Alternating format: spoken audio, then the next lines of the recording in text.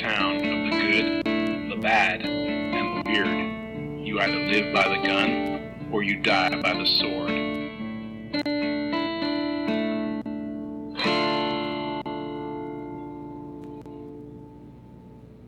Roses are red, violets are blue. Be wary, Henry Warden. He's coming for you.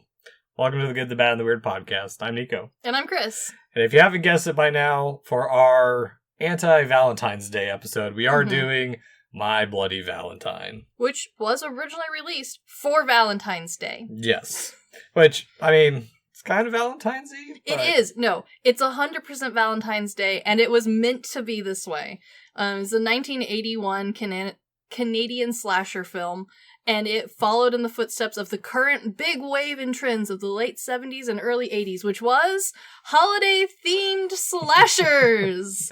Which, if I remember right, they said they did Valentine's because it was the only one that wasn't picked at that point. Yeah, for the most part. The other ones that definitely spearheaded the kind of genre that this was in was Black Christmas, Halloween, Friday the 13th, Psycho, a little, but not holiday themed. The holiday themed horror films has since continued. This is not a theme that died, thank God. I don't know what I would do without them. However, it did pivot. We had that wave of St. Patrick's Day ones, and then we had, and are currently living in, a wave of Christmas themed ones. And well, yeah, Christmas and recently entering public domain. Oh, yes, that's beautiful.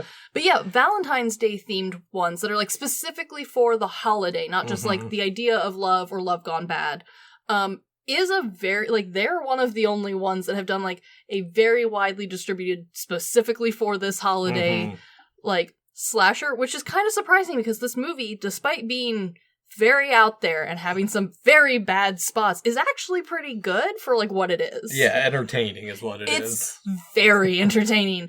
I do have a lot of questions though containing the plot. Which I think I have some answers for some of them. So. I hope so, because boy, am I confused.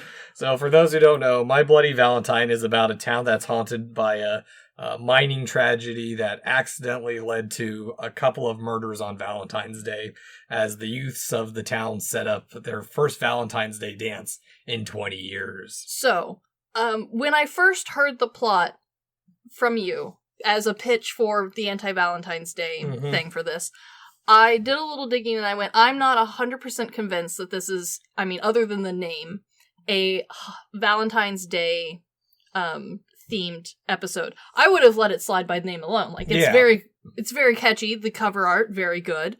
But I was worried that it was going to be too much like Footloose, but horror. So because I read the very brief synopsis off of the Wikipedia page, and I was like, I don't know. No, it has got Footloose elements, but it is very Valentine's Day themed. I don't think I've actually fully. I think I've. How only have seen you lived your entire life and haven't seen Footloose? I've seen the remake because my brother's friend was super into the lead female. Oh, that's understandable. Yeah, that's totally understandable. That's the only reason I've seen it. That's the reason we watched the original, because the lead male was much better looking. Yeah, but no, I've not seen the original Footloose. I will say one of the clever things done to help, there is clever writing. There's a lot of plot holes, but there is clever writing that is more detailed than I think a lot of these slasher, especially early 80s slasher genre got. And one of the things that I thought was very cute and clever was that Valentine's is the name of the town. That's why they are really into Valentine's. It's Valentine's Bluff. Valentine's Bluff, but close enough. And this is a thing that's super common in Christmas films now, where places are named Santa Claus Town or Snowflakeville. But this one, Valentine's Bluff is a very clever way, because there are small towns. This is Canadian set and themed and made by whole thing Canadian. But even in America, we have a lot of towns that their specialty is whatever they're named after, and they lean in. So this feels it feels natural. Yeah, what was it? Lincoln, Nebraska was named Lincoln because they thought it would get them the capital. Yeah. And really it was Omaha, but then they went and stole the deed to be the capital, and they just never came to get it. Yeah, as one does. Yeah, there's multiple towns in the U.S. that are famous for Santa Claus, or the North Pole themed, or Like, one is Wizard of Oz themed. Like, themed towns are very, like, I am familiar with. Or that town in Pennsylvania that has a random pagoda. Yes. Yeah, like, I'm very well acquainted with a randomly themed town, either through historical traditions or trying to just put themselves on the map. So, like, in the beginning half of this movie's writing feels very thought out. It feels very realistic, despite, like, some very over-the-top deaths. But for the most part, it feels like a very well thought out movie for the first half. The second half, I have lots of questions. Not even over the top deaths. Like, a lot of them are the toned down. We'll get into that in just a bit. We will 100% get into the deaths because they are some of my favorite things about this movie. Yeah. So, My Bloody Valentine was written by Stephen A. Miller and John Beard. It's directed by George Mihalik. It stars Paul Kellman, Lori Haler, and Neil Affleck. Our sources for today's episode include commentary by Mahalka. I'm going to butcher that again, probably. The 35th anniversary cast reunion. Interviews with Mahalka. Actors Paul Keelman, Neil Affleck, Lori Haler, Helen Ubi, and Rob Stein, with special effects makeup designer Tom Berman, as well as the short documentary Bloodlust, My Bloody Valentine, and the Rise of Slasher Films, as well as Bloodlines, an interactive horror film history. And I found one singular interview on the podcast Ghouls of the House, interviewing the singer of most of the music. He helped a lot with the writing and all of the vocals and some background things with John McDermott. So, and specifically, we are reviewing the uncut version of the movie that's from Shout Factory, where most of the special features are too. Yes. Which Mahalka said that this version of My Bloody Valentine is almost the way he intended it to be released. Also, what's interesting about this commentary is it's over the first time him seeing the uncut version as well, which is very strange, but I kind of like it. Yeah, it's interesting. And I do want to say that the commentary is quite good and explains how intentional he was with every aspect of this movie. Yes, especially for a slasher horror film. We've seen ones in the past where we reviewed where they have commentary and we're delighted, and then we find that it's mostly just a memory fest or like reminiscing on what the sandwiches they ate that day were, which, while fun, doesn't really explain much of the filmmaking or thought process behind. This one was, for the most part, very insightful. Yep. And sadly, even though we are reviewing the uncut version, there is quite a lot missing to this movie. The movie is, by today's standards, I will admit up front, it is a bit tame. Yeah, according to one of the co-producers, the entire film is out there somewhere, but it's like on a shelf in a basement somewhere, never to be released again. The story that most stick to is that a lot of this was cut for censorship reasons because they were worried that North American audiences, it was a bit too gruesome, a little bit too, quote-unquote, realistically gory. But there is an underground fan theory on why a full 9 minutes was removed from the movie and then only 3 minutes added back in later. The popular rumor was that the reason that it was all, like, a lot of the gore was cut was because this movie was in the last of its editing stages right after December of 1980, which was when John Lennon was murdered. And right after that happened, there was a huge push in media to cut down on violence because they were very worried that this would all tie back in, because the guy who murdered John Lennon was very famous for quoting that he was very influenced by, I think of Mice and Men. It was Catcher in the Rye. Catcher in the Rye. Which, the fact that we made the jump between classical literature and movies and stuff was an amazing backbend and leap, but a lot of people did feel like, oh, well, he's influenced by media and stuff around him. No one wanted that to, like, be a repeat. There was a lot of fear of, like, oh, people are influenced very easily. It's the same thing that we saw in the late 80s, 90s of censorship of music, video games. And we saw it again in the, like, early 2000s. We saw it again in the early 2020s. This is a wave that, like, pretty much every time there's something big that happens, there is a group or a big wave that pushes back saying, like, oh, we need to be very, we need to shield the children's eyes, essentially. Yeah. Even though this movie, while a lot of it was cut, it did not change the rating at all. Like, it stayed in the same rating category. Well, it did cut on the gore. Mahalka did say that, from his theories, it would have been an X-rated movie in the Hollywood system, which I can understand. It wouldn't have changed the Canadian rating system, I don't think, based off of what I could find for the 80s. But again, like, not super sure, and there's always, room for discretion. So But the official stance is like, oh, well, that was why. Too much. They wanted to tone it down for specifically American audiences, but they quote North America. Yeah, us prudes. It's mostly us prudes. Well, and so I can also see that at the time, because I'm going to go into just a quick little bit of history. My Bloody Valentine was made at what was the end of this era where major kickbacks were given to filmmakers in Canada because they were trying to build that industry. It lasted between 1974 and 1982, the year after My Bloody Valentine came out. And this era is actually what would lead to the creation of a lot of Canadian B horror films, lovingly called Canuxploitation films. A delightful name. Some examples being Black Christmas, a film which pioneered the modern slasher flick, Prom Night, and also pretty much all of Cronenberg's early films like Shivers, Videodrome, and Scanners. Yes, for sure. Yeah. And yeah, I mean, it's an interesting era, and there was a lot of some of my favorite horror films out there because they were able to be as experimental as they could. And I really tax write-offs. Oh, 100%. I really like it. However, we're going to start with everyone knowing very openly this movie was not loved when it came out. And one of the main critiques was, I can't believe taxpayers helped funded this shit. Yeah. Which I can kind of understand, especially because a lot of the public was under the impression that this was like the push money that was going to the Canadian film industry was advertised to the taxpayers as like, oh, well, this is going to help us create the Hollywood of Canada.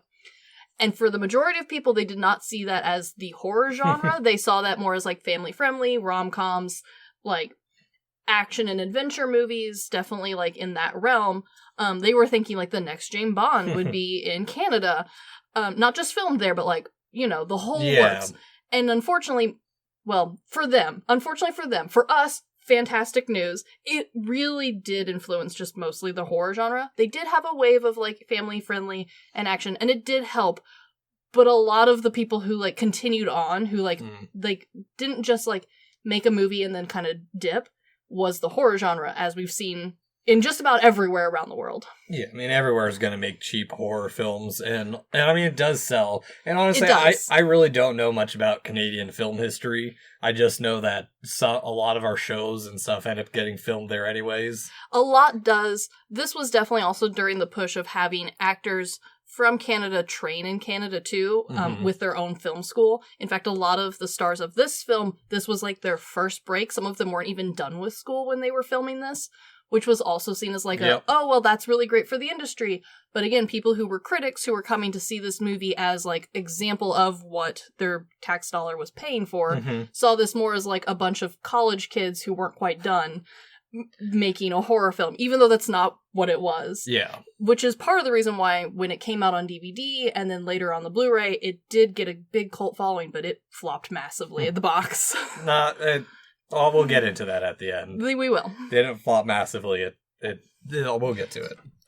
But before we get into it, though, what are we drinking, Chris? We have managed to find Moosehead Lager, the sponsored beer of this movie. Yeah, they provided all the beer, so they're in a bunch of shots.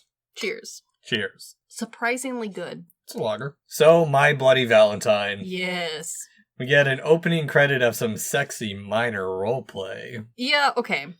This is where one of my questions is. I understand that in the world of Googling sex things, there is something for everyone. However, this was not high on my list. Well, this scene was inspired by roleplay and BDSM that at the time wasn't mainstream. I mean, something we did also talk about in our Hellraiser episode. That's true. It still wasn't mainstream 6 years later. When coming from that angle, I completely agree. However, a lot of this movie is filmed in the like prom style of horror movie, which is usually much more like, oh, we're holding hands, oh, we're kissing, oh my god, we're so naughty, he saw my underwear, and your underwear is like the size of a tent, like, yeah. So like this one starts off strong with the questioning of like people's wanting to be in the mine.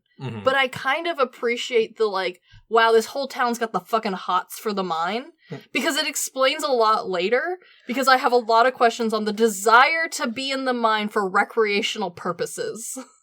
Yeah, I don't know. I mean, it's I let this part pass because, again, there is something for everybody, and where am I to say yuck to someone's yum? But like, I get from a story writing standpoint that they're trying to say, like, oh, the entire town is, like, really into this mine, kind of the way, like, random Missouri people are really into their caves. I don't think it's just that. I think what it mainly is just a way to kind of set the first kill, get that little bit of sexiness in, just at the very beginning to, like, really hook the male audience. This is definitely written for the male audience, because there's a scene later that as the female audience I have a lot of questions about. All right. The other thing that I think is, like, clever writing is as far as I could find, almost entirely this film was shot on location, which is really impressive, especially when we open in the mine. Like, they filmed in the mine. For most of the bits. This mine was actually the only set. Yes. Everything else that we see of the mines is an actual mine. This flows so well. Like, you really don't notice that this is not the same bit that we're going to be forced to stare at for quite a bit of this movie. Because, like, when you come down to it, mines all kind of just look the same. Like, each part of the mine relatively looks the same. And they did a great job of actually creating a set here as, like, rooms that are slightly different. Like, they really expand upon the, like, lore of this random mine that doesn't really exist, but kind of does, because they did find a real mine. Yeah, we'll get into that in just a minute, too. But I do like the dumb, like, heart tattoo that gets pierced for the title card. Are you kidding me? The cheesy graphics of this movie almost make it better. Like, I wish there were more. Yeah, the gelatin, like, the gore just reminds me so much more of, like, that Japanese flick Guinea Pig 2 that came out in 85. Yeah, no, I can totally see that. I also really like that they were incredibly consistent for the font, and then in the town, the, like, art style that went into the town. It is all in painfully like late 60s, early 70s Valentine's style, which we're seeing a resurgence of now. Like, that's now popular again. So, like, soft little baby kittens, cherubs with little, like, arrows and stuff. Like, homemade Valentine's things, like, cut out of cardboard paper, are more popular than buying a card from the store. Yeah, because it's cheaper. Well, yes, but also, like, it is a theme, it is a style, and, like, Valentine's Day used to be very much a, like, you craft something for your significant other. You make candy, you make chocolates. You don't buy a box of chocolates, you make the chocolates. Which is where Japan got the idea for making chocolates, and still popular there. But, like, we used to also make chocolates, and then we were like, but I could just buy the box of chocolates. True. But, like, this is all very, like, the town version of Valentine's Day is old. It's, like, very, like, retro themed. Yeah, I mean, even for the 80s when this movie was set and filmed. Well, I mean, it's small town America. They're not the most up-to-date group. No, and, like, it's very cute, and I really like it because it's not just the town. The title card matches this theme. Like, the end credits all go along with this, and with the exception of, like, the new released, like, cover art for it, even the old box art kind of matches it a little bit. I really like it. It's good branding. It's fantastic branding, because it also, like, really overly emphasizes how much this is a Valentine's Day movie. I will argue that the new cover art, while looking dope, doesn't, like, lean into to the lacy parts. Yeah. But also I have questions about this opening scene. Okay, me too. Who is this chick? I have no idea. And why does no one notice that she's missing? Like, it's not even like, oh, one of our locals is missing. Maybe she's not a local. Maybe she's a lot lizard or something. I had the exact same question, and I rewound this part a few times. I looked anywhere I could as explanation of who this person is, and the best thing I could think of, I have no proof of this, it's the only thing I can just think of, is that this town's whole gig is you come to Valentine Bluff for, like, the celebration, and she's a tourist. They don't even make that up. Like, it doesn't feel like that. I know the town does get fully, like, decorated in Valentine's bullshit, but, like, there's nothing like it's tourism. It seems like it's a festival that they're doing for themselves. I would agree with you to an extent. However, I did live about 15 minutes from a town that was really, really into Wizard of Oz twice a year in college. And while there wasn't, like, a wave of people coming from long distances, if you were, like, a town or two over, you're going to the Wizard of Oz festival because they got little dogs dressed up like Toto. Huh. So, like, I do think that, like, to an extent, she is a quote-unquote tourist. I don't think she's, like, from New York. I think she's from, like, 2 hours away, and she had nothing better to do today. Okay. And I don't know, maybe on her, like, life bingo card is to, like, get fucked in a mine. I don't know.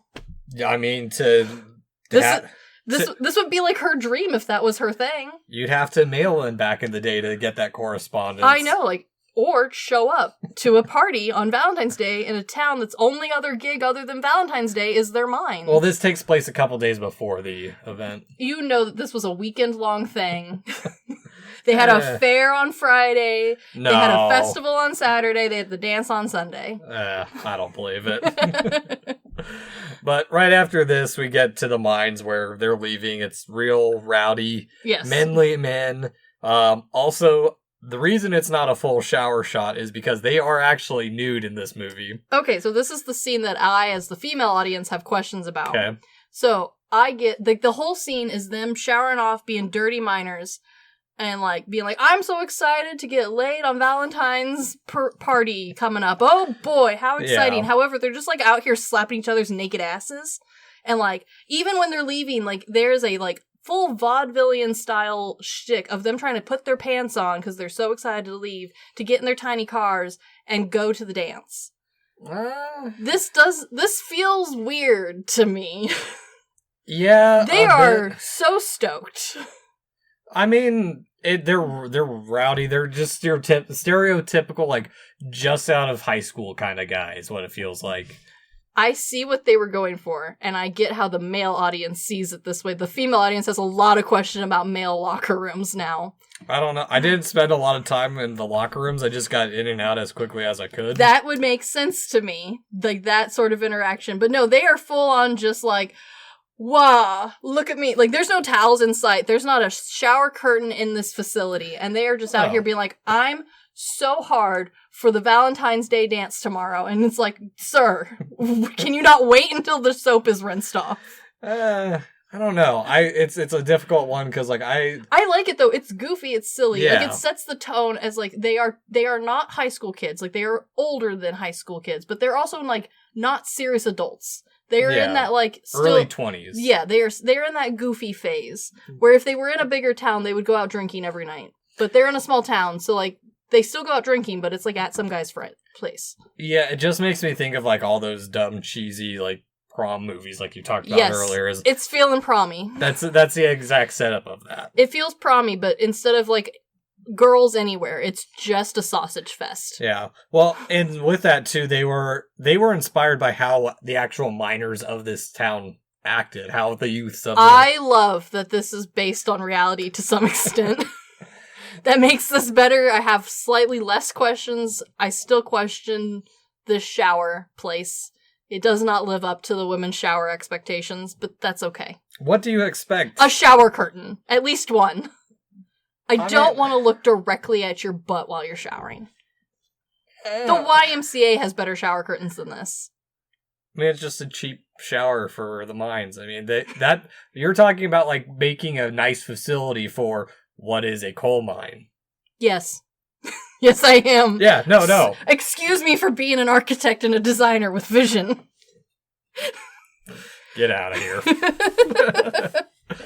But this scene is a good setup for like the rivalry and like the little friendship dynamics that we have going on. 100%, because honestly, there is a lot of dudes to keep track of, especially since we're really only like fully invested in two of them for the majority of the movie. That's kind of a third one. Yeah, so like by having them all do like bro sticks beforehand, like really does help cement them all as characters, even though we are going to be focused on the weird love triangle here in a minute. Yeah, but fun little bit of trivia about this mine. The town painted it to make it look fresh because they were very proud that a movie was being made. They didn't just paint it; they cleaned up so hard. They didn't. They didn't just clean it.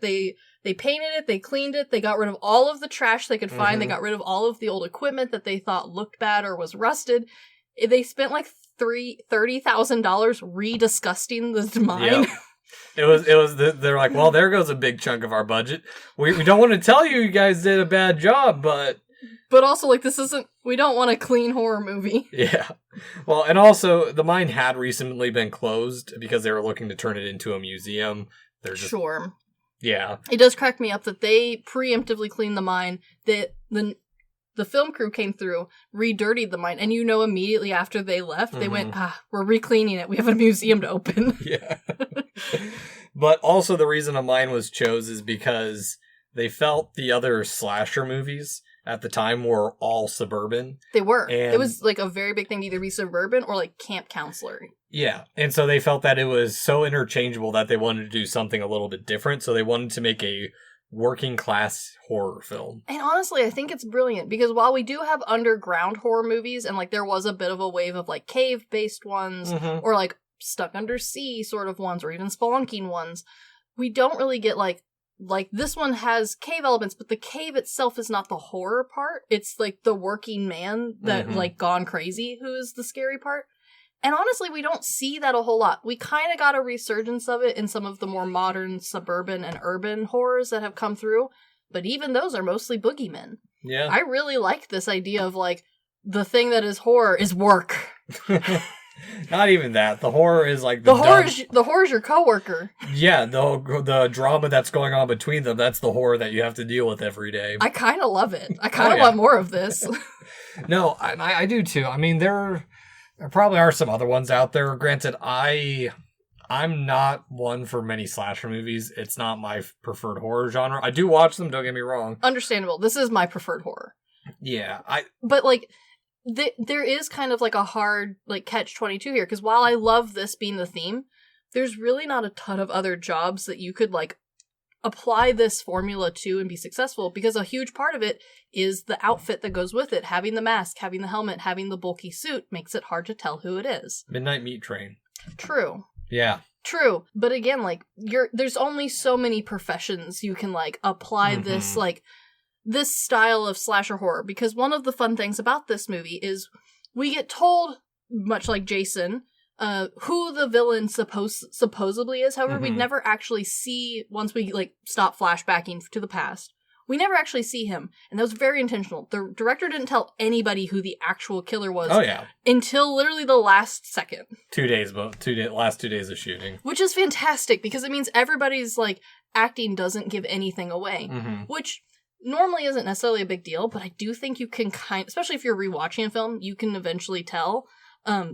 This one you can't, and it really does add into it, I think. Yeah, and immediately after this, we're introduced to Valentine Bluffs, which the little town with the big heart population. It's so cute. 3,735. That's so cute. I love this town. I love this setting. Everyone in it feels not necessarily even caricature-y. They just feel like a very like natural person to be here, with one exception, and is a random sailor man in the background of one of the shots. I don't think I caught that. And it's not even like he might not even be meant to be a sailor, but he is dressed in the most stereotypical, like, old man from the sea smoking a corncob pipe fit. And I love this random old background man dearly. He's in, like, one single shot.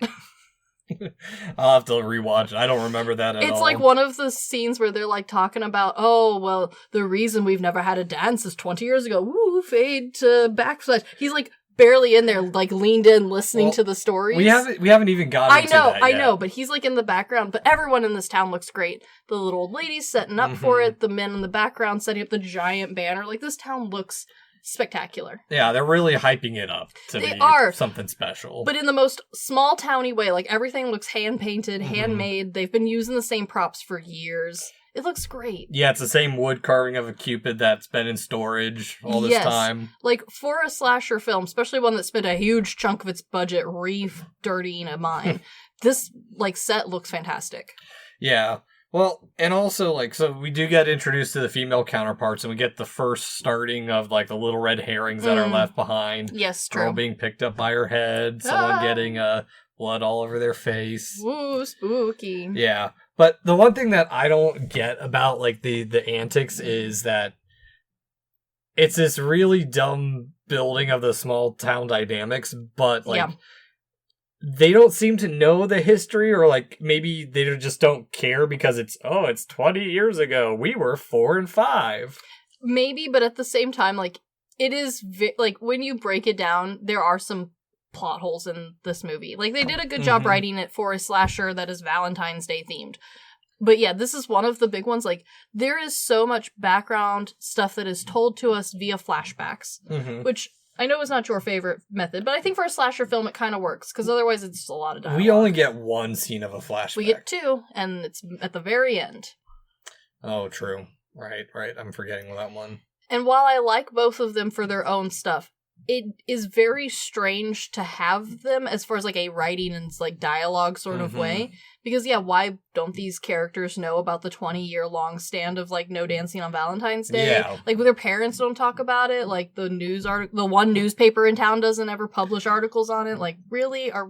A certain person, I have a hard time believing that. A certain person doesn't talk about the fact that he doesn't have a father. Yeah, or like, even just like, oh, well, in high school we all had this rumor, and it turns out the rumor's true about the crazy man who killed everyone. Like, there's nothing, like, they legitimately bring in these characters as being like, oh, we've lived here our whole lives, but we've never heard about this mass murderer who's gone crazy, cannibal man. Well, they treat him kind of like an urban legend, which I'll explain a little bit. Yeah, a little bit, but boy, I kind of wish we leaned in. Yeah. Well, and one thing I will say about this scene is they did a good job of making it all feel quite natural and not too staged. Also, I do appreciate that. Like, it's a fairly, like, well-paced scene. So, like, unless you're like us who have taken apart a movie, you really don't notice. No, not at all. And, I mean, one thing that Mihalka wanted early on from this movie was to make it feel as natural as possible while introducing us to the cast of characters that we should care about. Sure. And, like, all their costuming is... Oh, it's on point. It looks great. Well, all of it's from thrift stores and it's pre-worn. It looks fantastic, because that is something that is very hard to do, especially for a film that's, like, trying to hit a specific time and place without necessarily leaning into something that's very recognizable. It blends in so well that nothing stands out, and that's honestly an accomplishment. Yeah. He also wanted the pretty girls to feel like they didn't know they were pretty. I can see how the dialogue and stuff is written that way. However, there is a grand total of, I believe, 4 pretty girls, and one of them is already dead. Yeah. So, we do only have 3 competitions in town. Yeah, that we really get introduced to. And while I think the actresses played their roles fantastically, I don't think that, like, we had quite the breadth of cast for his vision of the girls to be, like, the girl next door to really shine through. Yeah, I get it. Yeah. But at this party, at this setting up, a heart-shaped box is given to the mayor with an ominous warning and bloody heart of the woman from the intro. It's so good, because he also just kind of, like, loosely passes out in the seat, just kind of like, oh. He doesn't even, like, it's not exaggerated, there's no drama, he just kind of takes a little nap. Yeah, but what I like about it, too, is that we have this really slow build. Oh, I like it, too. I also like that we went ahead and leaned into, like, one of the few Valentine's Day, like, things, other than just hearts in general, and, like, oh, it's a gore movie, and there's hearts, ooh, Valentine's Day. Like, it's in a Valentine's Day box, it's overly done, the message is in a little folded pink paper heart, it's very cute, and it's almost like a poem. Yeah. Like, that's so cute. I love this serial killer. He's so kooky. Well, I mean, it's very symbolic. It's copying the same things that happened before. Yes, it's fantastic. Yeah, it's ripping out the hearts of the people who, the whole symbol of Valentine's Day is the heart. So. Oh, for sure. I love that we've ripped out the heart, and then we spent at least 30 minutes handcrafting a little box that's tall enough to hold said heart to gift to the mayor. That's like a really cute little activity for this killer. Look at me, I'm doing my little crafts. I love the idea of him with like a little pair of safety scissors in the mine, like just snipping away. That'd be I'm sure someone's made a comic of that. I hope so. But immediately after we get the little bit of gruesomeness, we're off to the bar, which we get lots of ominous warnings from the bartender. The younger one's not caring because I do like this bit because it is showing the rift between generations. Yes. This is where we learn about the tragic accident and the methane explosion that buried 5 miners alive, including Harry Warden, which, low-key, Harry Warden's kind of right for his revenge. No, that's kind of the thing I like about the writing for this movie is while it is goofy and a slasher, and like there is a lot of plot holes when you're really like tearing it down, like the idea of this killer having to make a heart-shaped box to put the heart in. But like the overarching themes work really well together. Like the methane being a problem, it was a real problem for them filming too. They had to be very careful of what type of lights and how many they brought down there so they didn't explode themselves. Yeah, they couldn't shoot with traditional film lighting. Yeah, which I love that they took what they learned about having to be in this mine and they went ahead and like leaned into it for the writing. It makes it all feel very real and believable. It makes the old timers story feel much more like realistic. Mm-hmm. The other thing I like about it is while all of the like teenage/young adults in the bar are being little shitheads essentially, they don't feel like unnecessarily shitheady. They just feel like this is where they've always hung out. This is their bar now. Like, yeah. The old timers are just sitting in a corner trying to be peaceful while they're, they've got control of the jukebox. They're doing their thing. And there's one who's just really antagonizing the rest. And honestly, this dynamic works well. We don't really need to know who's the, like, there's not, like, specific themes to each specific character like what we see with most young adult slasher films where, like, we've got one jock, we've got one nerd guy. All of them are kind of collectively the same ass, but it works because they're all meant to be, like, friends. They grew up together. Of course, they're kind of all the same. Yeah, they all got that same personality. That's why they're all fine slapping each other on the ass in the shower. I'm guessing so. Maybe, I don't know. Maybe that's how it be. Well, this legend also kind of just makes me think of a bit of the opposite of the Axemen of New Orleans. Oh, sure. Instead of having a party, it's kind of an anti-party. Yeah, but also like this idea of like, oh, well, one person's mistake or death leads to an extreme thing for everybody. It's not new to even just the slasher genre. It's literally the plot of Footloose. Oh, is it? Yeah, literally the plot of Footloose. But also, it's not just Footloose. Like, there's a lot of movies and stories in general where, like, one accident causes the whole town to spiral down and declare that, like, some frivolous thing or one specific day is a day of remembrance instead of being a holiday. It's how urban legends get born. Exactly. And while there are a lot of questions about why these kids don't know the urban legend in their own backyard as well as you think they should, they do seem to just not care, which does kind of balance it out, and I'm fine with it. So, in a way, it doesn't really fully go there, but it kind of feels tangential to folk horror just a little bit, where it's the starting of the legends of it.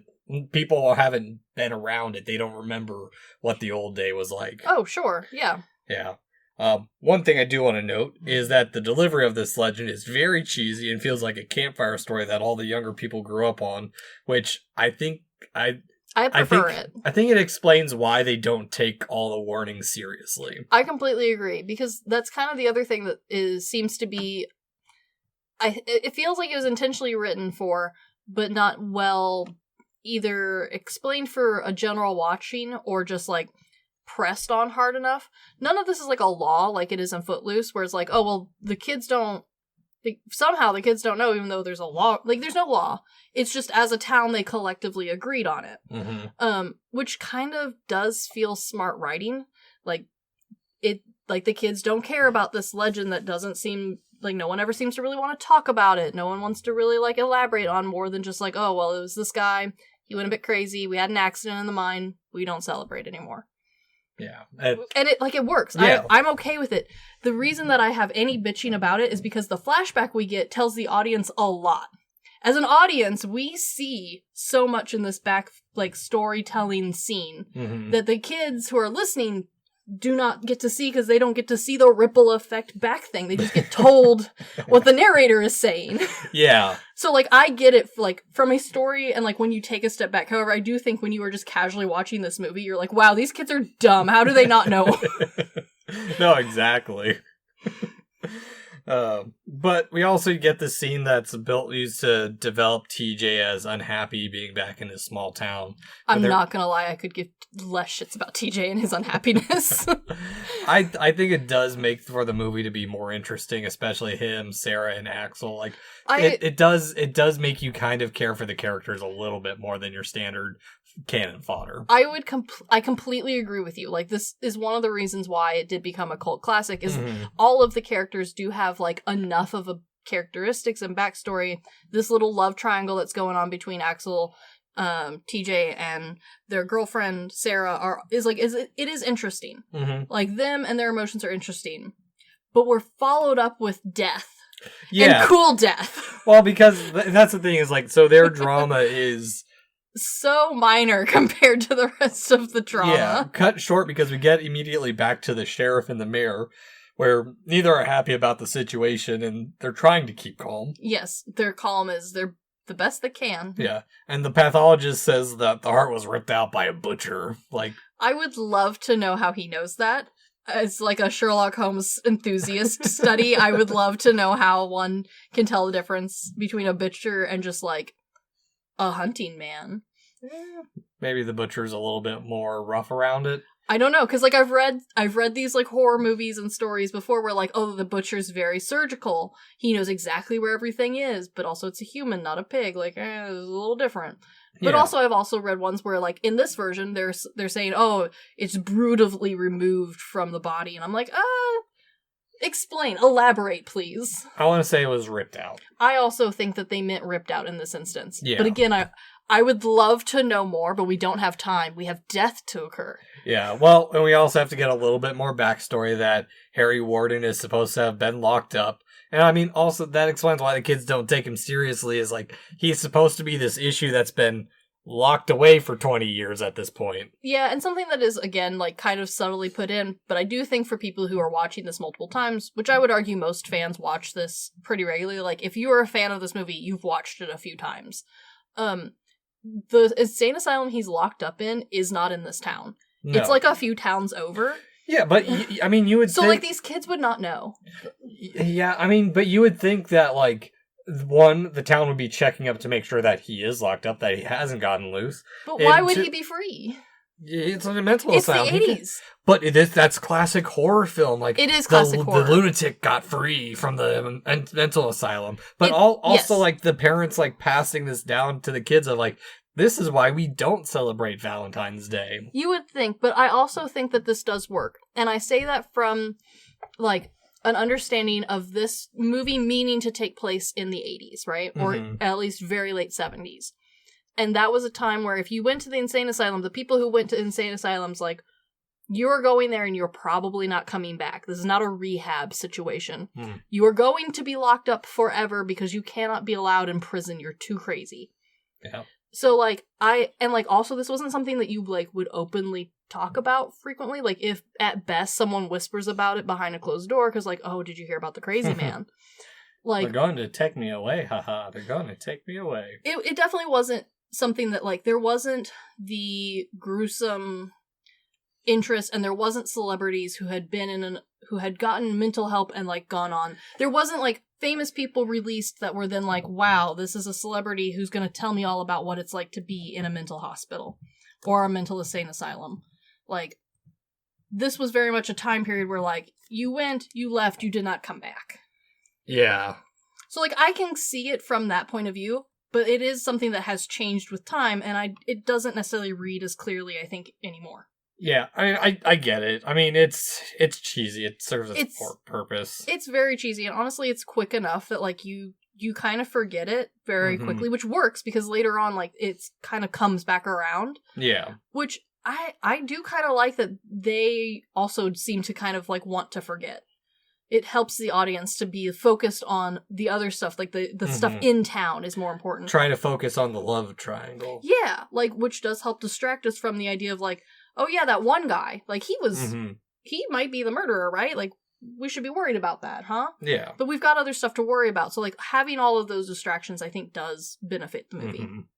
Well, and speaking of distractions, because of that, we were cut over to the old lady we saw earlier who was getting the dance prep. She was happy for it. She's so cute. Look at this little old lady. This whole scene of watching her through the windows of the laundromat, it's his only homage to Black Christmas, and... Yeah, and while it does definitely stand out from, like, the rest of the movie, it scenes pretty early on, I do forget that this is a different style than the rest, and I kind of like it. I like this death. It's also kind of leading because it's leading that TJ's potentially the killer. That's true. Because he's already left the party, he's left the bar. Yes. And it's also, I mean, what's great about it too is, even though some of the deaths are maybe a slight over the top, they are rather simple at times too. Like this one is just him hiding around the corner. That's true. I do think that the gore part of this one is over the top, and I like that. We haven't gotten to that just That's yet. true. Yeah, but also, I don't get his motives and who he's killing all the time, because so far he's killed some random woman that no one cares about. True. And he's killed this woman because maybe she's helping out, like, or she's sparking the Valentine's Day dance. Yeah, he doesn't want the dance to happen. Yeah. Yeah. I feel like that's the only answer that can be given. Because the whole point of this movie is that you don't know who the killer is. So you can't have a consistent, very pinpointed motive. Yeah. Otherwise it'd be very obvious. Yeah, you're right there. And I know you don't like my stupid mystery ones where it's like, oh, you could never know who the killer is because you don't know all the information. This is an example of where a different genre, same story. Well, the reason I think this one does well for that is because you don't have that expectation, so no one is safe. That is true. I also think that the movie does a very good job of periodically reminding you of oh, remember the insane asylum guy who ate people? Probably him, right? Probably him. So there's enough of a distraction on who you're expecting it to be that you're not even really looking for a different killer, which I kind of like because then the reveal does feel very surprised. True. I can see that. From here, we are on to the boys just hanging out in a junkyard, cooking meat on a car engine, and as one does, really. Yeah, a little bit of a leading shot, they're being stalked, which slight jump scare, and TJ's back again, feeding into the fact that, oh, TJ slipped away and someone died. Where do you go, TJ? Yeah. Also, I like that they use this scene to show that TJ and Axel are really not that different of people. No, they're practically the same man. They play the harmonica. Yeah. I love this too because it leads up to them kind of bitching about Sarah and how oh, I can't believe she can't pick between the two of us, or I can't believe she dumped me for you, and it's you left, dude. Yeah. You left. You didn't have the balls to call her back to tell her about how shit was going. Yeah. And then it cuts to Sarah and her girlfriend, and it's just her bitching about how they're practically the same man. Yeah, that's a little bit later. I know, but I love how the movie doesn't just throw lines out to be clever or funny. There's a full build up to that line. We get to see how very similar these two men are. Oh yeah. Well, and also it just shows that TJ is still that child where he left and he came back, but things aren't the same, but he wants them to be the same. It's very prodigal sonny. Yeah. Yeah. And I also like that they're arguing they control Sarah. It's a nice mix of that old fashioned romantic triangle machismo? Yeah, machismo. Yeah. Where, the men are oh, the women will go with who we say they go with. And, yeah, which then again cuts back around later on to Sarah and her friends talking about how stupid these guys are, that they're just falling right for everything that they're laying out there for them. Yeah. I love it. It does all feel like a very natural friendship and love triangle situation. It doesn't feel forced like a lot of other ones do. Yeah, and also part of what makes the movie feel natural, too, is the chubby guy who's their obvious leader. Yeah. That was one of the things that they were trying to avoid was a lot of those stereotypes, which I think they did really well because they're not teenagers. I mean, they're all young adults. Yeah. Yeah, and the chubby guy is not the butt of the joke. He's the guy that everyone looks up to. There's a reason he's their boss in the mines, even though they're all kind of on the same level. 100%. Granted, they give everyone names, however, people die so fast that literally the only people's names I cared about, even though I've seen this movie now a handful of times in the course of 1 week, is just kind of Axel, Sarah, and TJ. And Sheriff Newberry. Nope, just Sheriff. I could care less what his actual name is. But I do kind of like that, there is no stereotype because, again, while all these characters are good, they are well-rounded people, they do have a purpose in this movie other than just cannon fodder. They are also just, we are waiting to be murdered people. So I don't feel like I've missed anything by not knowing their names, but I also don't feel like I don't have to pay attention because they are just a stereotype. Yeah, most of the deaths in this movie are cannon fodder. Oh, for sure, but they're fantastically to watch. Next, we're on to Friday, February 13th. Whoa, so spooky. I do like that they incorporated that a little bit. I do too. But we get this little bit of the sheriff trying to find out what happened to Harry Warden. No paperwork at the desk means he's either transferred, released, or on the slab, and they'll have to check central records, which, I mean, this... I have questions about this. So, I understand that in modern times, there is forever a paper trail because digital copies. However, we know in hindsight, because we've seen this movie a couple times now, that the man, they should have paperwork for him. And I say they should have paperwork as someone who has dealt with hospitals and clinics who are still on the paper system. And let me tell you, they never throw anything away. Even when they were supposed to have sent a file somewhere, they don't, because you have to call 20 times for them to send anything. This person just did not look. But, okay, here's the thing that I will argue They also against. have copies of things. Well, also, this movie is set in 1980. Yes. So, Harry Warden was admitted in the 60s. Oh, that's true. Yeah, so... That's true. And, they don't ever really, they give you kind of a rough time frame of, when he... We'll leave it as gone missing for now. Or they don't know when he went missing. Well, but we eventually do kind of find out a rough time frame. But even then, it's loose enough that I get it. It's enough time frame that someone working there probably would remember. Yeah, but at the same time, they don't expand on this poor guy at all. I want more information about this cannibal man, and I get nothing, and I kind of appreciate that. Yeah. Because I'm sure he's probably boring. No, exactly. I bet you he was a model inmate. Well, who knows? Other than the cannibal bit. Well, he's a faceless killer, that's the thing. That's why it's so scary, is it could be any one of us. Or it's just the ghost of this man. It's very Scooby-Doo-ish, isn't it? Yeah. Where we get told who it's probably... And then you just kind of have to think it is him the whole time. Because you have no other options. Yeah, because they do a good job of distracting of okay, Harry Warden is potentially out. But you know what? Let's look at the lives of these kids and not focus on Harry Warden because they don't care about this, even though the horror is coming to them and it's fast approaching. They're one day away from Massacre Day. That's true. And I also think this movie plays really well off of the predecessors from... just even a few years before that in the horror slasher genre, where you get told who the bad guy is, and then it is that bad guy. Mm-hmm. So that expectation is set as a viewer watching these sort of 80s and 70s horror films where I don't need to think. Yeah. And so the fact that I'm supposed to be thinking means that rewatching this is fun. Oh yeah. No, and just shows the craftsmanship that went into making this movie. Very true. And this is where we get that bit that Sarah's talking to her friend that she does still want TJ, but both men are acting dumb. TJ won't talk to her, which, honestly, that's how you make a good movie, is when you break down the communication, that's where you build drama. Oh, for sure. But, yeah, if TJ was talking to her, bye-bye, Axel. Probably, but I also love that her friend is they're both idiots. I don't get what you see in them. Yeah, no, exactly. What? They are the same dumbass. Just pick one. Yeah, she's the one who's dating the chubby leader. Yeah, which, good for her, I guess. Yeah. Out of the options in this town.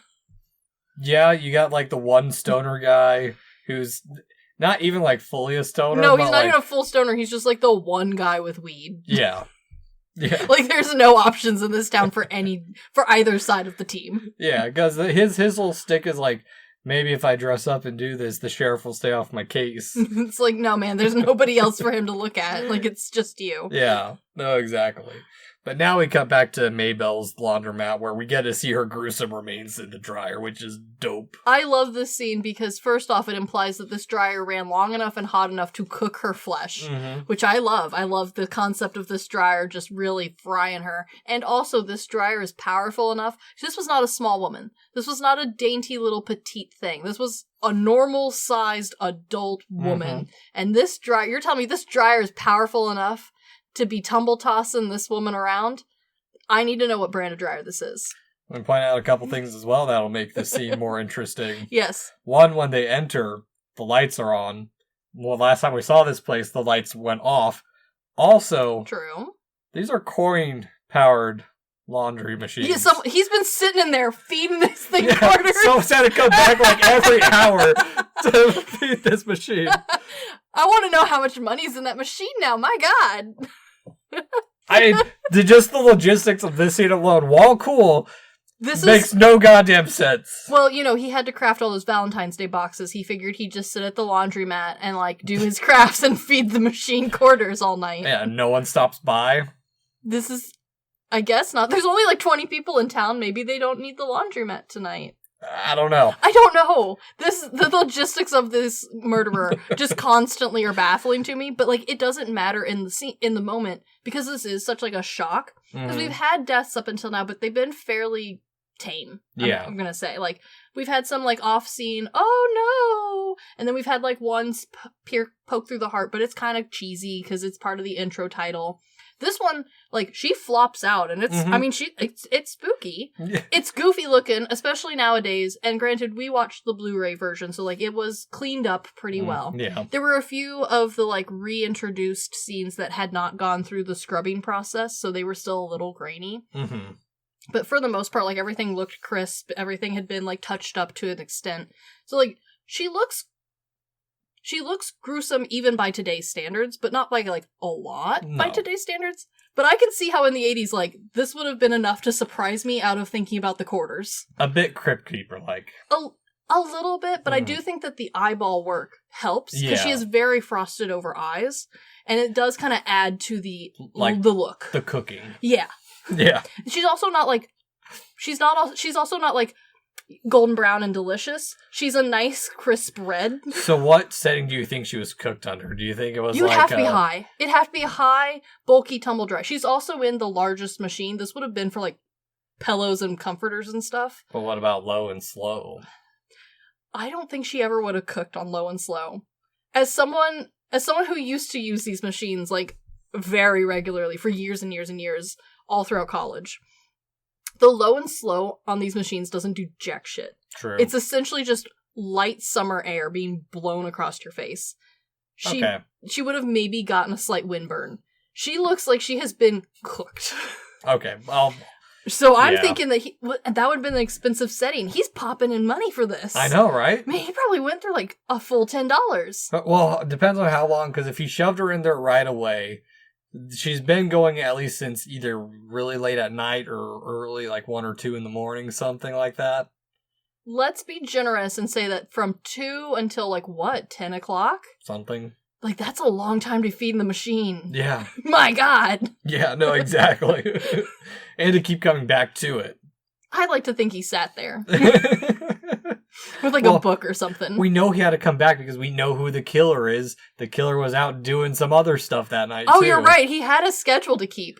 Yeah. Yeah, he came back to feed the machine. Yeah, or maybe That's hilarious. Came back before his shift. Because this is... Okay, and, like, to be clear, I understand that, like, modern machines, you can feed it, like, several dollars and, like, put it on, like, a longer setting. Like, you can add time to it, right? This is not one of those machines. This was you put the money in and it starts machine. Yeah. So he would have had to come back and also wait for the machine to be done, then put more money in it. Yeah. I love that. Yeah, but immediately from this, we cut to the mines where Axel's taking a shit out on TJ because he's technically his superior in the mines and whatnot. But I love the fact that all of these idiots somehow have a hierarchy, even though you know they are all the same level of dumb. Yeah. I love that. It's like having your friend as your boss. It'd be awkward as hell. Depends. Depends on your situation. Well, in this situation, your friend is also fucking your ex-girlfriend, so... Yeah. Yeah. Yeah, it's a bit different. It's a little awkward. But it's good. It's good tension building, and I mean, it shows that they're like the tension is coming to a head. Like it's true. It's not going to be simmering anymore like it has been. There were blows. Fight. Yeah. But it's very short too because TJ gets sent up to some other floor or whatnot, and we cut back to the laundromat where the sheriff doesn't want to let anyone know how she died, which, to be fair, I get it. I get it. I feel like that's appropriate because, again, we don't know who did it. Yeah. Wow. He doesn't know who did it because he knows that the guy's missing. Yeah. They don't know that. He knows that it's going to be chaos. I mean, Oh, are you kidding me? If he had announced to the town that, like, the mysterious cannibal man is loose, potentially, the people would have lost their minds. Yeah, no, exactly. We also get another little poetic warning. I do like the poetry that goes through all of this. Like, he's so clever. He's so crafty. Yeah. It's very, he's almost romantic. Kind of. Yeah, but I mean, this is important in the movie because it does lead to the dance being canceled. Yes. And also TJ whisking away Sarah mid-shift. Not whisking away. He full-on kidnaps her. Yeah. Well, She repeatedly is like, I don't want to go. And he just kind of like police-style puts her in the car and closes the door. Like, granted, I know she didn't get out and all that stuff. However, remember, this is the 80s. But she is also very much, stop it, TJ. Don't do that. No, I've still got to work. Oh, for sure. But also, like, he did just kidnap her from work. Yeah, exactly. Like, she's getting fired. Yeah, but it's just dumb, too, because, like... But I kind of like it because it leads into our expectation that's going to come up and play a role soon of we're going to need some asshole to tell people where to go so we can be murdered. Right? Yeah. Like, we have to set up that. Because this isn't Cabin in the Woods. We're not trying to, like, go against the horror flow. Mm-hmm. Well, and also TJ's just a bit pissy. We learned that he couldn't make it out there. They're at their spot, which I'm sure it's everyone's spot. I love how vague they are about what it is he couldn't do out there. Yeah. Like, was the man trying to start a tech business? Did he, like, not make Google work? Like, what was it that could he not flip burgers? Like, what was it that he was working at? I don't know. I don't either, and I love that they don't tell us, because, like, it's TJ, like, what? The options feel limited. Yeah, we know nothing about his interests. Was he a musician, or was he trying to be an actor? We have no knowledge of any of their hobbies. No, not at all. All they care about is the dance and fucking. And some beer. Yeah. Sponsored by... Moosehead Lager. Exactly, like, we know nothing about any of them, and I kind of feel like that's brilliant. Yeah. But there's also some little subtle dialogue that I think they do a good job with, where it makes them feel more intimate because she calls him Jesse. I do appreciate that there's, like, there's not no background to these guys. It's just not, like, background that could potentially ruin something for me, you know? Yeah. Like, there's not background for me to dream about what their lives were like. It's just like, oh, they know each other. Yeah, the drama here and then. But they kiss, the drama thickens, because like, okay, she's gonna go back to TJ. Oh my goodness, it's so crazy. Like, yeah, it's all dumb, but it also feels appropriate, because you know, like, there's no question anymore of how horror this movie is going to be. Well, and so it fits. And that's the thing, too, is like, this movie, how it works is the first half is very much, or the first side of this movie is very much a dumb Valentine's Day romance movie. If you remove the murders... Yeah, if people had stopped dying, it would have been cheesy as hell. Yeah, this is all just some teenage or young person, young drama with minors. Yes. And by minors, we mean people who mine, not children. Yes, true. We should have put a warning at the beginning. But it's another night. We're back at the bar. Tension between TJ antagonizing Axel, which I do think is a good bit where... I do too. Axel's like, where's Sarah? It's not my turn to take care of her or watch her. It's very much poking at each other. There's a lot of like, oh, well, we got to get this tension to build a little faster because honestly, we're kind of running out of time for us to care about the tension. Yeah. People are going to start dropping soon. Well, yes. So this bit here. So Sarah's walking home alone, which... She feels so safe to do that. I love that for her. TJ, you're an asshole for leaving Sarah to walk home alone. I know, like, isn't the goal of him to, like, try and win her back? Yeah. And wouldn't, like, the easiest way to win her back to be like, oh, can I either walk you home or give you a lift? Yeah. No, exactly. But he doesn't. He kidnaps her from work and then leaves her. Mm-hmm. Well, and also what they do is they're starting to build that tension where, okay, maybe the main characters aren't safe. We've seen two side characters get killed. That's true. And they were, like, super side characters. Yeah. We did not care. So now it's Sarah's the target, which... Good tension. I do like this. But what makes the scene for me is how Sheriff Newberry reacts, because he comes up and that's our little jump scare for this. Yes. But the way he looks like behind her is like maybe he saw someone in the distance following her. And... I do like the amount of open-ended clues that this movie just kind of sprinkles randomly around. Because it is a mystery that cannot be solved. Like, it physically can't be solved. Yeah. But I do like how, like, Scooby-Doo cluey it sprinkles through, because it does kind of feel like if you tried hard enough, you could do it.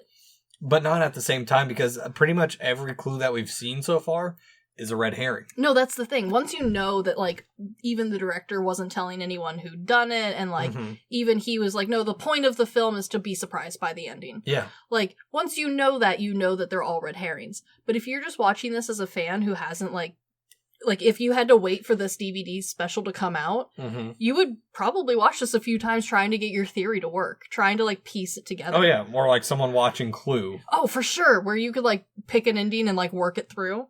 I love it. Yeah. After that little bit of tension, we're back at the bar, and the youths decide to throw a party at the mine instead of the town gathering hall. And once again, if I had not already been informed that this town has the hots for the mine, from the intro bit, I would be like, why are we going to the mine to party? Is there not an abandoned house somewhere in this town?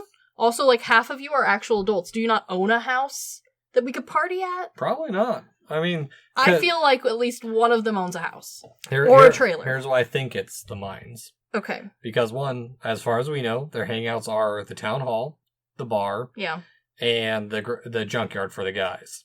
I feel like we could party at the junkyard. The mine has many little places where they can get into crevices and fuck. That's true. Split off from the group. That's true. I, unfortunately, am not convinced by this. However, I am convinced by the town just having the hots for the mine. Yeah. And I will let that slide because of that logic. Because they did try and work it in at the very beginning of the movie to be like, we're just really into our mine. You know what they say? Women love a man in uniform. They're not wrong. And I do think that plays into this movie. But I don't think a jumpsuit is the uniform they're thinking of. I think that this movie is trying to get you to think it is. I mean... all four of these women are like, yes, I am so into gas mask, weird suspender man. Just a whole underground BDSM town. Honestly, it kind of feels like maybe that's the real secret of this place, but it doesn't play a role in any of the story.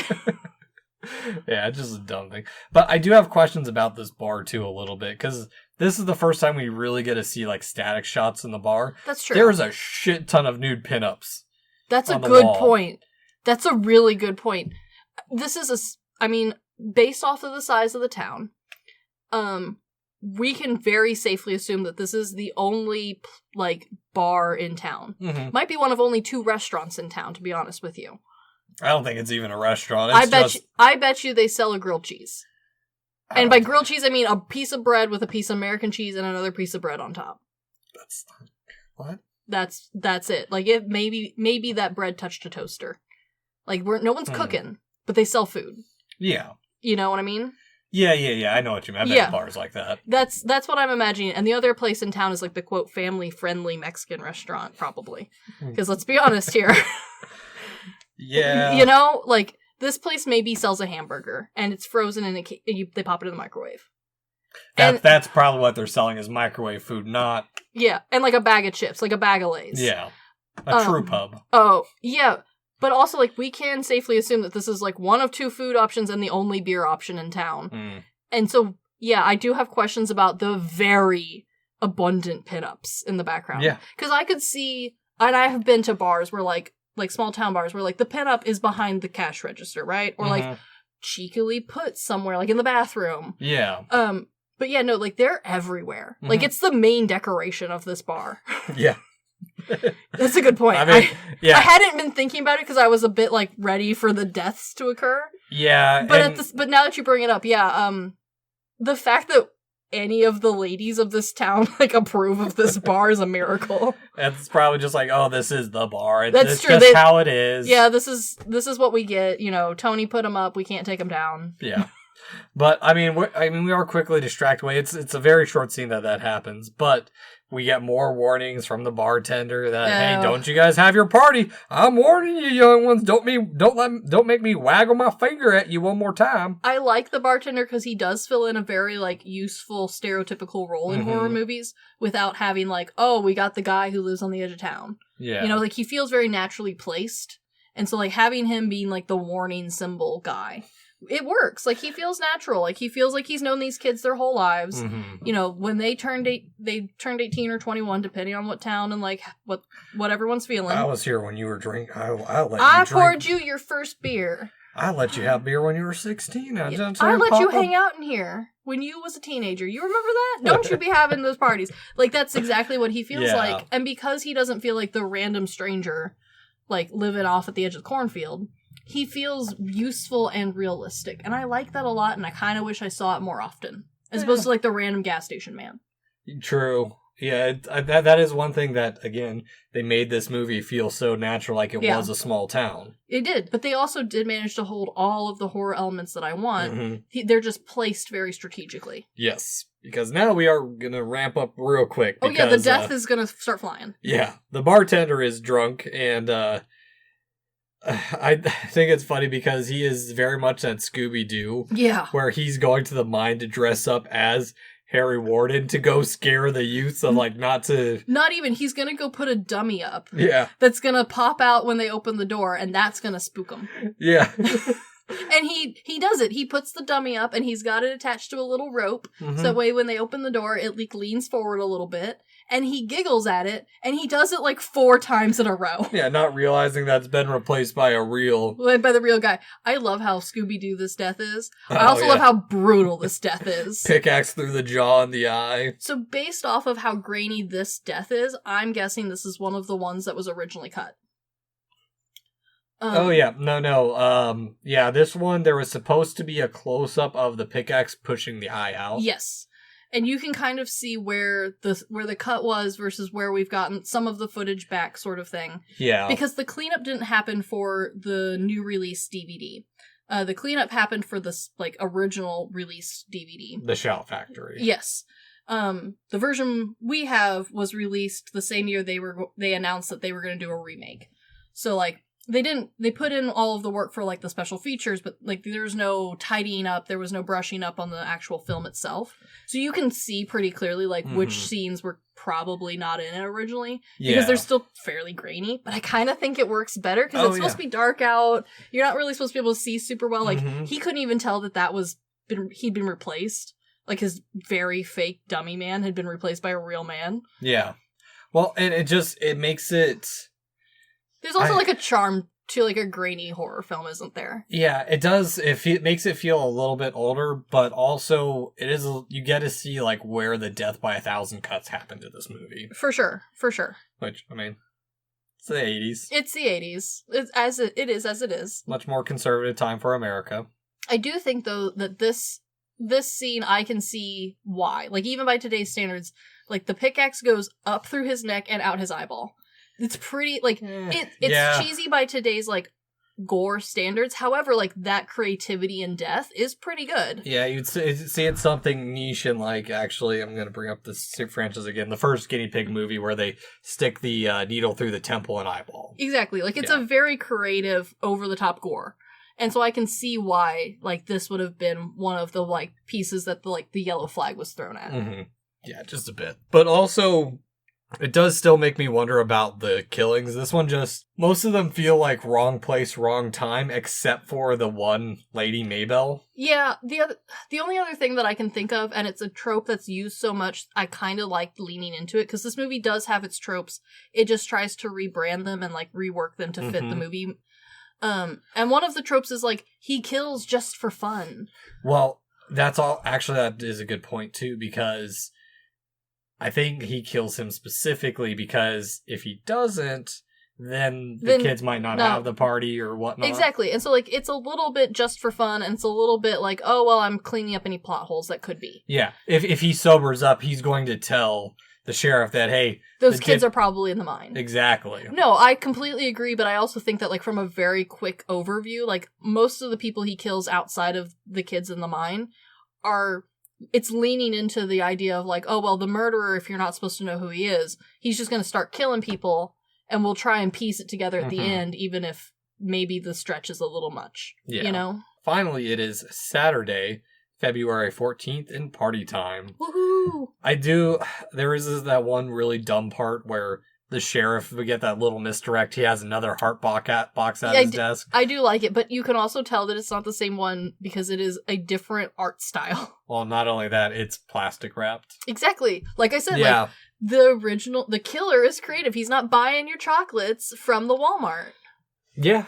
He's hand making this shit. I mean, I don't even know if this town has a Walmart. They probably don't, but I bet you they have one not too far from it. They would have been like a Dollar General sort of place with their own like grocery store built in. Or whatever the 80s version was. Yeah, Dollar General wasn't around then. And but Walmart didn't really branch out until 90s. That's late true. 80s, early 90s. They probably have their own small town, kind of like my town does, where we've got a grocery store. It's little, it has it has stuff. The local one that's attached to your Tim Hortons or whatever. Come at me, Canadians. I don't know shit about Tim Hortons. I just know you love that shit. I don't think Tim Hortons is attached to a small town grocery store, but I also have not been to a majority of Canada, so, like, I can't tell you that with certainty. That just kind of feels like it's the wrong answer for how much they love Tim Hortons. Yeah, last time I was in Canada, it was Boy Scouts, and we crossed a lake to go piss on the Canadian side. Look at you guys go. Dumb, childish shit. I love that for you guys. But now it's the dance / party time, because it doesn't really feel like a dance. No, because there's no dancing. It's like, hey, you guys want to go dance? Wink, wink. Wink, wink. Hey. The only things they're bringing into the mine are beer and ladies. We're not even in the mine. We're in the, like, building that, like, their break room's in. Oh, that's true. The empty, gross shower. Yeah. But, like, I mean, we're barely there and people are already splitting off for holiday festivities. Yeah, no one is delusional about what this party's for. Yeah. And then there's, like, immediately the one stoner guy is off to get hot dogs and... Good for him. Gets got in the back while everyone else is partying. No one notices this, but also his death is probably the worst death of all. I was talking to my brother about this. Uh-huh. Imagine being killed and having to explain to all the others in the afterlife as a ghost that you died by getting your face boiled in hot dog water.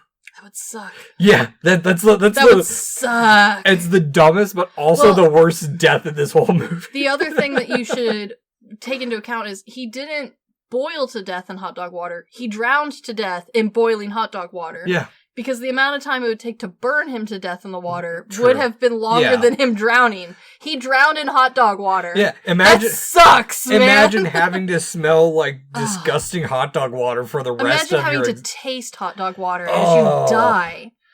Man, that sucks. And if, like, you still have, like, that sense as a ghost. Oh, yeah, would you just, as a ghost, reek of hot dogs? Yeah. Oh, can you imagine being haunted by a hot dog ghost? Oh, no. Dude, that'd be hilarious. That would suck. Oh, yeah, because also, I love how this, like, they have a full kitchen at their disposal. And the three gals get together and they're like, what are we going to serve at this gathering? I don't know. What did you bring, Susie? And then she's like, I found hot dogs. I didn't bring shit. And so they've essentially, like, raided the miners' cupboards, which we already know they won't invest in shower curtains. So the fact there's food in here is a miracle. Mm-hmm. So they found some hot dogs, and instead of putting those suckers in a pan like God intended, or even having one of the guys bring their grill, because we know they have grills. They built a grill in a car. Well, I mean, it's on a car engine, so they're not going to haul that car engine. You know that they have multiple grills. This is a small town. They have nothing better to do. But no one really wants to be there cooking. They've already elected the ladies to cook boiled hot dogs. Surely, as a tailgating community, they could, do anything else with the hot dog. This is the worst way to eat hot dogs. I also love that they pick a pan that is so big for the hot dogs. Because there's there's only maybe 10 people at this party, right? Maybe 20. Maybe 20 people. The pot that they use to boil 20 hot dogs, because 20 hot dogs, imagine, is 2 packs of hot dogs. Mm-hmm. 2 packages. That's not a lot of hot dogs. That's not a lot of hot dogs. No. They pick a pot that is big enough to feed a football stadium's worth of chili. This is a big-ass cafeteria pot that they have filled with hot dog water and boiled 20 hot dogs in. True. We could have picked a smaller pot. Maybe that's the only pot they would have saved this man if they picked a smaller pot. Maybe that's the only pot they got, because remember, this is the miner's kitchen. That's true. This is probably the only pot, so that pot also doesn't just smell like hot dog water. It probably also smells like canned chili. Yeah. Oh, that's so gross. That pot's probably not even that clean. Yeah. No, I do love this death. It's probably my favorite of the movie. It's such a shitty death. Exactly. Like, at least the tumble dry lady, like, that sucks, but also, like, she looks really cool after she's dead. Yeah. He doesn't look cool. He looks dead. And then he gets decapitated, too. Oh, yeah, and then he gets decapitated, but it's not even the coolest decapitation in the movie. No, not at all. And then, the killer takes out his heart, because that's the whole theme of the movie. Yeah. And what do we do with this heart? Where are we going to hide it? Because we're out of boxes. We didn't have time to craft more. No. He puts it in a box. Or no, He puts it in the hot dog water. So I have a question now, too, because right after this, there's another bloody heart that's left for the sheriff. Oh, it's the bar man. It's the bar guys. Yeah. That one he did have time for a box. Yeah, and this one was a lot less poetic. It's, you didn't stop the party. Yeah, I do kind of miss the roses are red thing. Like, that would have been funny if we'd, like, kept it going. I also like... I get it. I get why we didn't, but also, like, it would have been hilarious. Well, I also like it because now it shows that the killer is in a rush. He doesn't have time to sit and think. Oh, yeah, he doesn't have time to craft anymore because our new hot dog death man's heart, instead of going in a box and being shipped to someone, he just dumps it in the hot dog water. Yeah, he doesn't even, like, cannibal style cook it like Hannibal. He just is in hot dog water. Well, and on top of that, like, he hides his suit so quickly. Like, I question that's a good point. This. Yeah. That's a good point. I didn't think about that. Yeah, the logistics, like...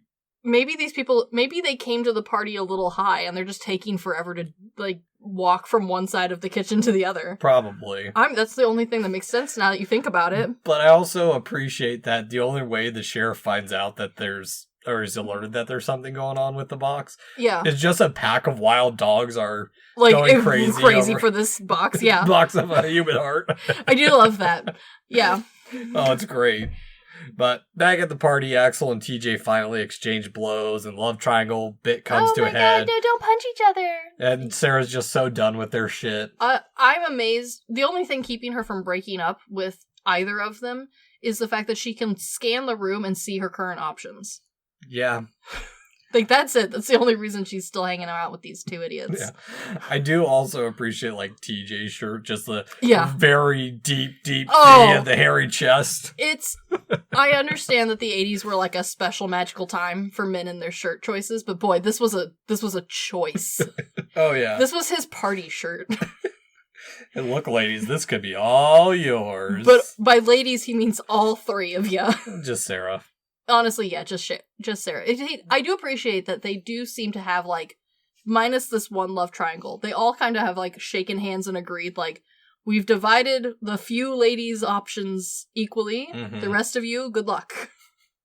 Well, I mean, one of the couples that did split, well, no, they were already a couple. They're trying to get the two virgins together, too. That's true, but, like, I mean, again, everyone's kind of like, it feels like in 8th grade, all the guys got together and, like, shook hands. They're like, yeah, okay. Well, it's also kiddie, too, because, like, everyone's like, oh, no, did you really see that? And then one guy's like, have you seen me snort coke up the other nostril? I'm like, coke, I mean Coca-Cola. Yeah, no, like, he's, like, drinking soda out his nose. Yeah. It's so impressive.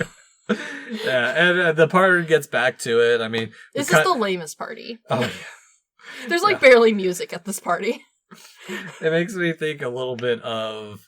I'm going back through Adventure Time. There's an episode where the Ice Prince or the Ice King kidnaps all the princesses, and it's like... This 100% feels like a party the Ice King would throw. Oh, yeah, I'm having a good time. And, like, there's just, like, normal level music playing in the background. Like, it's not even, like, party jam music. Like, this is the worst party.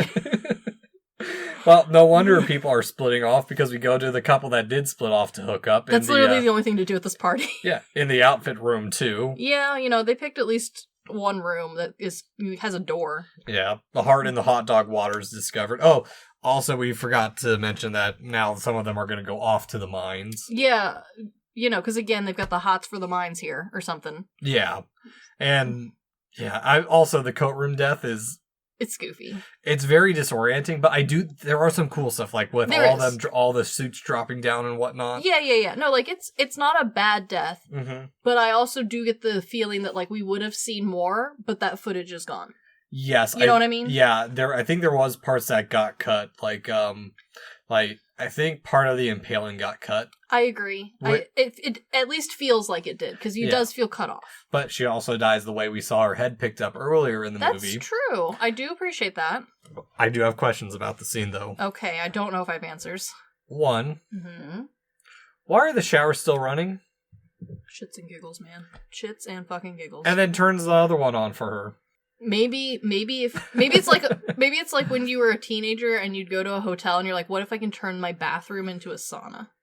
What if you crank that sucker and you don't turn the vent on and you kind of hope for the best that maybe like you'll steam yourself because it's not your bathroom and your mom can't tell you no? What? That's the only thing I can think of, is that he's like, what if I just turn all the showers on and like it gets steamy in here? Isn't that great? That's the only thing I can think of. Because why else are all these showers on? I mean, wasting money, I guess, but I don't know what the hell you're talking about. You can like crank a shower at a hotel, and it's not your hotel, so it's not your bedroom, so you don't care if you're moldy. You can get it real steamy. Okay. All right. Like, I don't know. I don't know why especially the shower room, because it's not like the coat room I can kind of get, because it's like, oh, we're whisking away to the coat room, like it was the nearest place. You know, it's got a door at least. We can close the door and make out. The shower room appears to be just like a empty, big-ass room with no coverage. Yeah. So, like, who's in here turning on faucets? What are we doing? I don't know. It doesn't feel... It feels like one of them came in and was like, either this is a practical joke that we don't know about, or someone this is like a thing that someone's like, what if it was all just a wet giant room? Ooh, isn't that fun? I don't know. Like, yeah, I don't know. Yeah. I wouldn't want to touch the floor in there, but, you know, I don't know about these guys. Maybe. Yeah, I don't know. No one seems to care about hygiene in this movie, so I don't know. You know they're all pissing in the shower together. 100% they are. They're sharing the singular bar of soap, so I have no doubt. Yeah. But, I mean, even the finding of her body is really cheesy. The guy so cheesy. Just kind of stands there and open mouth gawking. He goes, ah. Yeah, holding his delicious 6-pack of Moosehead Lager. I do appreciate the, like, very blatant brand placement. It's amazing. It feels a lot like, don't worry, honey, enjoy a cold, refreshing Pepsi. Yeah, but also what I like about this movie in the stereotyping is that they didn't get laid. That's true. And she still died. Oh, no, I do appreciate that, like, there is a lot of thought for, like, the few stereotypes we are given in this movie. But at the same time, there's so much emphasis on, like, the stereotypes don't matter. Yeah. But in a different way than we see nowadays, I think. It's so much not a problem, not an instance in the movie, that you kind of forget that, like, there are stereotypes for these characters out there. Whereas in modern movies, when this happens, it's very much, like, in your face, like, oh, look, the stoner one. Look at him. Remember him. This one, I honestly, like, forget which one's which sometimes. Yeah. Well, also, he lives. That's true. Beer saves the day. Yeah, I mean, good for this guy. I mean, gotta find new friends. Yeah. And they've got a dumb bit because the sheriff gets to the mine and turns around because there's an urgent message. And here's the thing. He could have stopped it. Like, if he had said, like, well, I'm here already, might as well delay the message by 10 minutes. That's a good point. Because also, like, this is a small town. Surely the radio thing could wait, because you also know that, like, these kids are in danger from the psychopathic murder cannibal man. Yeah.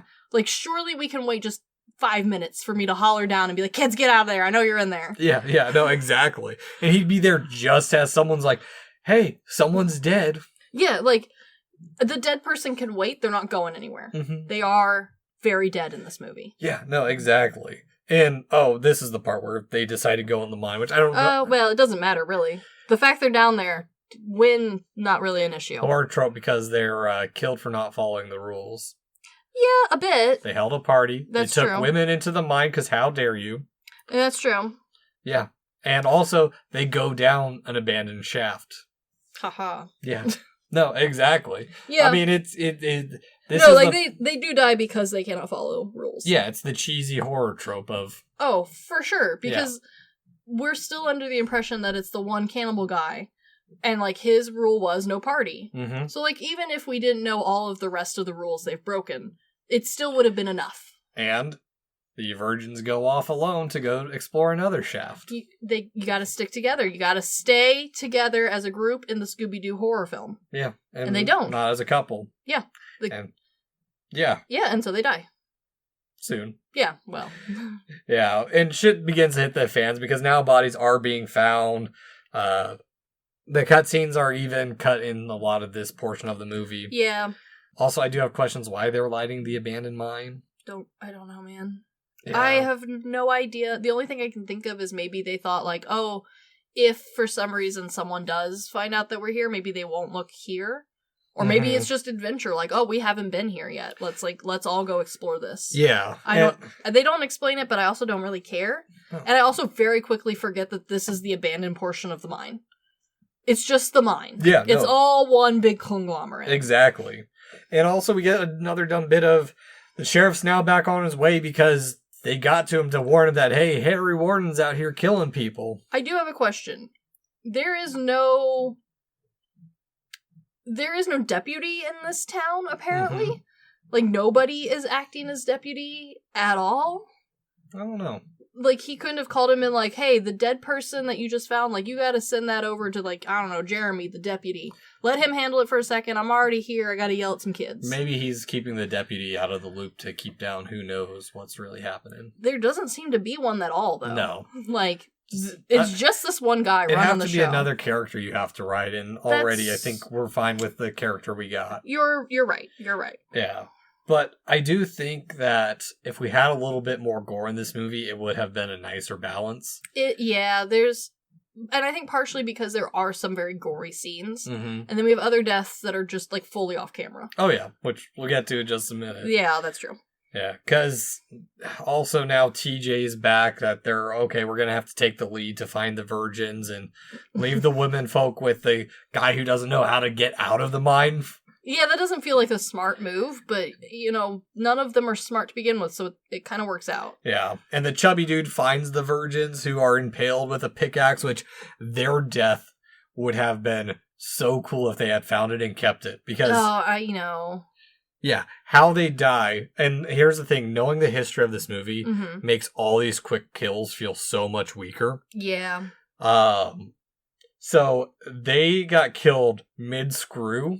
Oh, yes. And as he thrusted, like, his climax thrust is when he was supposed to be impaled and impale her as well. Yeah, she doesn't notice that he's impaled, and then he bleeds into her face. It was see, that would have been cool. Exactly. That would have been cool, but instead they die off screen, and we don't really get to really notice anything. Yeah, and yeah, it's fine. I mean, it's not bad. I do think that my complaint with the way that they had to end up cutting this is...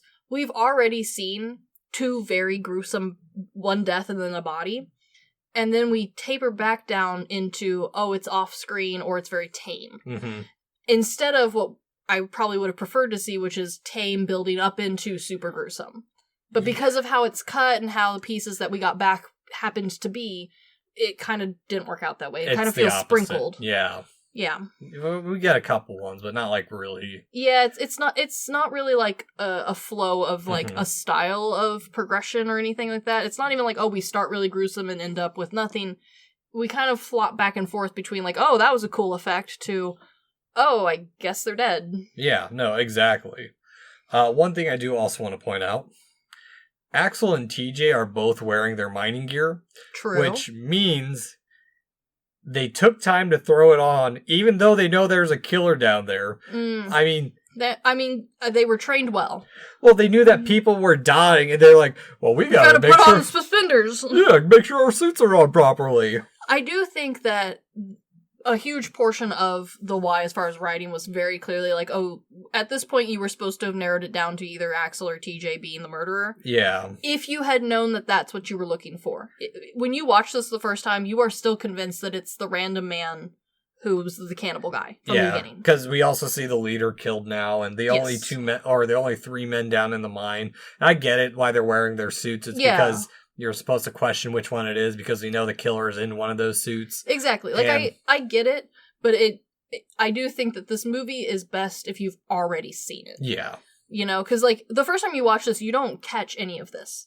Like, at all. Like, they're just, like, it leaves you with more questions than answers. Because you're like, well, why do we take the time to put the pants on? Yeah. If we had to, like, just run down there real quick and be like, oh, are you guys okay? Because we got to show one of them is the killer. Exactly. Yeah. But, like, you didn't know that. You don't know to look for that. Exactly. I mean, at this point, we're still thinking that maybe it is Harry Warden. Oh, no, you're definitely convinced the first time you're watching this. Like, if you're following it from, like, oh, this is a standard horror. Exactly. Yeah. Yeah. But the sheriff shows up. I mean, we get the little good bits of limiting their escape routes. The elevator would be too easy, but now it's broken. It is clever writing for, like, how to trap them. Well, the one thing that also on rewatching this gives it away heavily is that when Axel's climbing the ladder, he's got a bit of a smile on his face, like he's enjoying this a bit too much. I agree to an extent. I think the part that for me is, like, the biggest question here with the ladder scene is we get pretty high, and then we get surprised with the dead body. Yeah, the guy who got lost is now decapitated by a rope. Which is a cool scene because it's not just like a standard-looking decapitation. We get some skin pulling, body falls to the floor all the way below. And instead of keep going, they take a turn around and head back down. And I'm sure, like, we could have been explained, like, oh, he's worried. Like, he could have said a line like, oh, I'm worried that the guy's up there. No, we're told that we're made to think that he's up there because Axel goes, quote unquote, down for the count. Yeah. I feel like we climbed the ladder really far. Yeah. And then turned around. You know what I mean? Feels very much like, oh no, it's blocked. Yeah. Yeah, and Red Shirt Girl gets killed pretty quickly after this, too. She has a brutal death. I feel a bit bad for her. Yeah, and now all that's left is Sarah, so we're supposed to think that TJ is the killer, which is a good... It's a good guess. Yeah. Because, like, honestly, none of the actors at this point still know who it is. And also from a writing standpoint, like, he did write it to literally they are interchangeable here. It was very much meant to be like aha, it was the so, you know. But at this point we know who it is because one, the dude shows up. True. Good final moments like the manic killer and it not making it too claustrophobic because we're not like in a spelunking or cave diving cave. That's true. And also it's very like impressive camera work because they did film all of this in an actual mine. And one of their biggest complaints was they had to take the elevator down there, which really limited how much stuff they could go down, how many times they had to do that. And also like the mine is, like you said, bigger than most spelunking things. But it's still pretty compact. Like, there's only so much room. It's still a tunnel. Yeah, and, like, for the most part, they picked parts of the mine that, like, weren't the big sections. Like, they wanted it to feel a little bit claustrophobic. They wanted it to feel like this wasn't, like, somewhere you could escape. So they didn't pick, like, the big sections of the mine. They picked smaller, more constrained, or they filmed it to look that way. Yep. And it looks really good, and it's very impressive, because you kind of forget this isn't a set. No. Well, and, like, the minecart fight is fun. It is. It's a little, like, computer gamey, not gonna lie. It's Mihalka's homage to Western films. Yeah, it does feel like the train scenes. Yeah. 100%. I do appreciate that we're not on the cart doing the trains, like, hijack scene for very long. Like, we do get off the cart very quickly. Oh, yeah. But, like, it does look good.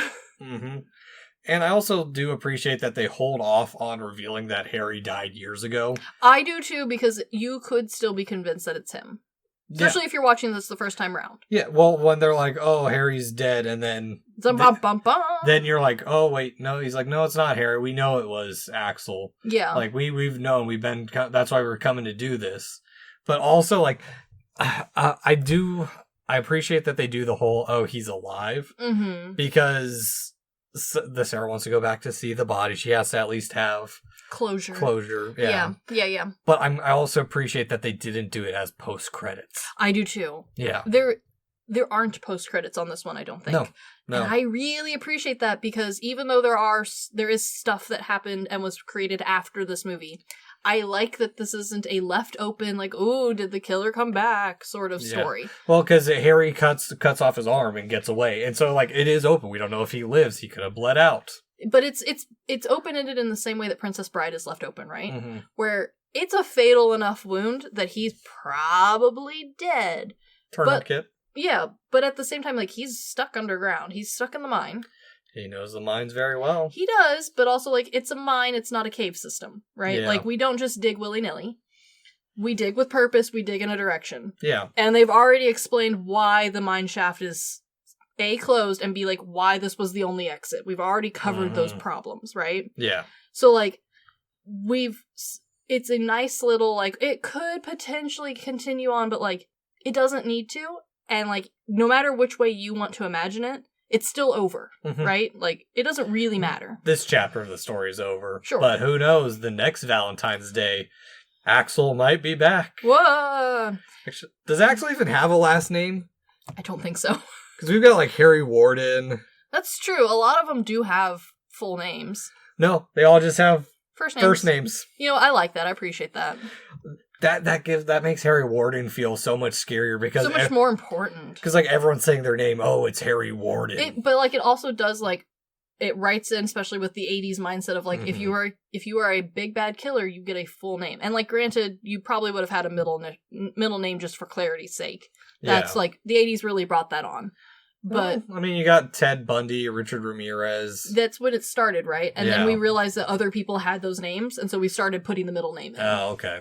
As clarification, which, I mean, granted, there's still people with, like, the full thing, which, sorry, that sucks for you. But but, like, that was part of the reason was, like, we were doing just, like, but you always referred to them as the full name, like, right? It was always Ted Bundy. Yeah. And, like, this kind of falls into the trope. We don't have a very hard time of, like, what year this is. We just know early 80s, probably, might be late 70s. So, like, it fits. It works out well. Especially because he's the only one. He's special. Oh, yeah.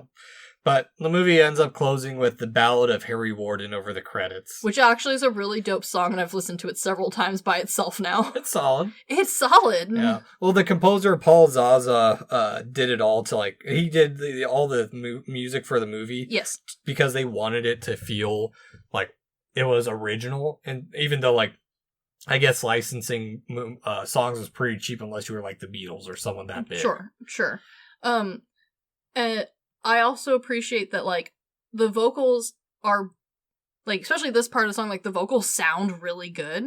Vocals are all done by John McDermott, and a lot of people really did like this song, and they wanted, like, more. And Zaza explained, like, well, I write music, but, like, I don't normally do this sort of stuff. This was just for this movie. This is the guy that did all the vocals, and he also did some, like, background voices sprinkled throughout the movies, like some screams here and there and stuff like that. And this was kind of the only thing he did. Someone tracked him down and did a podcast interview with him, and he explained that he was just a family friend of Zaza. And he, like, someone had, like, come up to him at the end of his college career, and, like, Zaza had been like, hey, do you want to help out with this movie? Which, honestly, how several of the other actors and actresses were. Like, they were at the very tail end of their career, or of their college career, or they had just graduated their college. Yeah, the actress who played Sarah, like, she was late to set because she had a, like, commitment with college. Yeah, she couldn't actually be in a movie until it was done. And even then, like, over summer break, you weren't supposed to be doing films. And so, like, half of this, like, cast and crew and this one random vocalist guy were just like, yeah, like, we'll work on a movie. And normally when we see that sort of stuff happen, one of two things happens, right? Like, it's a masterpiece, and a lot of those people go on to do nothing. Yeah. We never hear from them again. Or it's a B movie, but those people then, like, it's a building block. We see them later and later. This one kind of is like an outlier where some of these people did go on. We had a lot of great success from some of them. And others, like the vocalist, like, he's probably done some other stuff, but nothing like this. Nothing else, like, to this scale. Well, and there's some bit to that, too, where, I mean, originally they did want a sequel. There is no sequel because of the censorship scandal. The writer passed away, and the producers went on to found Lionsgate. Kind of. There's kind of a sequel.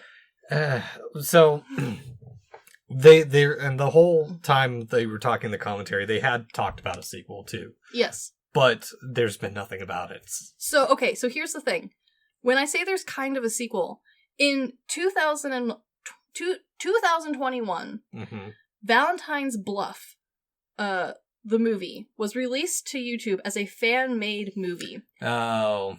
And it's actually fairly good. Okay. It is a full fan-made movie. It's set several years after the original, and it's all about returning to the town and dealing with the horrors of the killer of the mines. And it leans a little bit more into, like, the original folklore, and a little bit more into the, like, oh, it's more psychological horror-y. Like, there's more, like, oh, whodunit, as opposed to this one, which is very focused on just the gore, right? Mm-hmm. But for a fan-made sequel, it's surprisingly good. Well, did they make it based off Mihalka's idea? Like, because that's what he talked about of wanting to do for a sequel if he had to. So no, they didn't, as far as I know. And again, like, I'm basing this off of having watched it for free online. Mm-hmm. And also, like, the little bit I could find from people who have, like, commented on the video and they commenting back about it. It took them a long time to film. Like, this was very much a fan-made love project. And they did base it off of the original, not the remake that came out much later. And so, unfortunately, you didn't know anything about what the director and the writers were thinking for this film until later on, because none of these interviews were ever, like, very widely released until the later DVDs. Yeah. So, like, he was going off of what he thought as far as, like, a fan-made project, and honestly, it's not that bad. If you are desperate for more, it will fill the void. Okay, I might have to check it out. But and also, I honestly, I don't think we need a sequel. I don't want one. Well, I don't think it's gonna happen. Just because, from them talking about, like, everyone who's moved on. Oh, also, yes. if they do want to do, like, a legacy sequel, they'd have to recast for people because Paul Keelman, who played TJ, died in 22. That's true, and on top of that, like we said earlier, like, the ending does leave an open end. Mm-hmm. One could very easily, Jason it, where, like, oh, he didn't really die, he didn't bleed out, despite the fact that it's very, like, obviously written for you to make that conclusion. Yeah. But, like, there's really nothing more to gain from adding onto it. No. Whereas, like, I can see why the Jason franchise, and also, honestly, a lot of the slashers that had, like, a character as the villain, I can see why they continued, even if you don't agree with, like, where it eventually went to. There was, like, this, like, enjoyment of a franchise, right? Yeah, well, here's the thing with that. So, I can see why this movie is loved by fans. Oh, for sure. That's great. Two, also, well, you did mention this movie was considered a flop, even though it did make its money back. It made its money back, but they were looking for more. They were looking for the next Halloween, basically. They very much were, and this was not it. But Mihalka thinks that the Miner didn't take off like other slashers because he was just an ordinary crazy person, whereas Black Christmas, the killer's never actually seen. And honestly, we know that to be, like, what Hollywood wants. That's what Universal did with Jason. Like, he was a normal guy, and they turned him into not a normal guy so that he could continue making it. Well, not only was he a normal, he wasn't even a normal guy. He was a mentally challenged kid that grew up. Exactly. But, like, they turned him into an immortal monster. Yeah, or like Michael Myers is the personification of evil incarnate. Yeah, but it wasn't even that serious in the first time round, No. Like, the things that they became in their franchises, while I enjoy greatly, and a lot of fans do, this movie wasn't set up for. Like, it was never written to have that caricature because the mystery of whodunit. Well, and I also kind of have to counter that too, because there are plenty of slashers that have done that. I mean, Norman Bates in Psycho, arguably the original slasher movie. Sure. You got Peeping Tom, although Peeping Tom did flop, it found its cult following, but that again, surprise, surprise, we're spoiling a movie from the 70s. Oh my god. It was a person. Yeah. But also, like, I bring up Peeping Tom too because it was also a pioneer in its own way for the found footage genre. Sure. But I also think that part of it is My Bloody Valentine came out at the end of the golden age of slashers. It did, and it also, while, Canadian cinema did continue on, like, the experimental project of, like, feeding it money to make it grow did work to some extent. It didn't work in the same way that they were originally imagining. There wasn't, like, this new boom of Hollywood moving to Canada. It just created its own new thing. Yeah. Which works, and, like, we still get great stuff. We get amazing actors out of Canada on the regular. But it didn't create the thing that they thought it was going to make. And so a lot of the projects that, like this one, if it had a sequel, probably would have been pulled because they were looking for a specific thing. Yeah. And this wasn't it. I completely understand why everyone involved in the movie didn't think people loved it, because if you're not hearing about people talking about it, Mihalka said he didn't even know it was big until that punk band, My Bloody Valentine, Yes. named themselves after the movie. Yes, which, by the way, if you haven't listened to My Bloody Valentine, they're a lot of fun to listen to. I accidentally Googled them, like, very early on, and I just played them while I wrote up my script. I had a great time. They're very punk, but they're good. I started listening to them. I didn't get too far. It's not your normal vibe. You have a vibe. You have a very specific vibe of music. One cannot lie. I've been listening to video game music. Yes, you have two vibes. Sorry. Yeah. Yeah. I don't know. And I mean, I won't say or pretend that I'm a major fan of this movie. I appreciate it for what it is, but I do think that Mihalka really did a great job in getting the realistic movie he wanted, with making it about an element of real world characters that, I mean, granted, we don't care about a lot of people on the outside, but they all feel like real people. I'm not emotionally attached to them like I get attached to other horror movies, right? Mm-hmm. Like, I don't really get time with these characters. I'm not, like, rooting for them and their life after the movie. But I do connect with them enough to enjoy their death. Yeah. Does that make sense? Yeah, no. You care enough where it's like, okay, you mean something to someone in this town. You're just not faceless cannon fodder of a group of teenagers who went camping. Exactly. So, like, as someone who really doesn't, like, the slasher and the gore ones are my favorite. Like, these mindless ones are my favorite of the horror franchise. I will watch these all day, every day. Followed very closely by, like, Jaws-style horror, like shark horror, right? Yeah. And so, like, for me, I do like this movie a lot. I think it's a really great representation of this genre. It does up the gore a little bit. Like, it's not as blood squirty gore as we see from a lot of the others in this franchise. We don't see a recurring, like, theme. It's not I'm not watching, Leprechaun in the Hood Part 8. It is I think a good cornerstone and example of the franchise. What it doesn't do as far as, like, being the first for anything. But that's okay. I'm okay with that. You mean the genre, not the franchise. Yes, sorry. Okay. As far as, like, genre, like, we're not breaking terribly, like, a ton of molds, but we are doing it really well. It's intentionally breaking, knowing the rules and breaking them where you can get away with it. Yes, but in a way that, like, instead of breaking them and announcing to everyone, like, I broke the rules, look at me, it's doing so to create a very good story. It's doing so to create very good and interesting gore. I'm going to put this on my register of things to, like, regularly make my other gore-loving friends watch. Well, and I'm glad you brought that up, because I think Mihalka did mention in the commentary that at the end he tried creating, like, kind of a female action hero, but I don't think he did well. I don't think so. But I can see how he thought, though. But what I think he did well is he deviated from the stereotypical slasher final girl.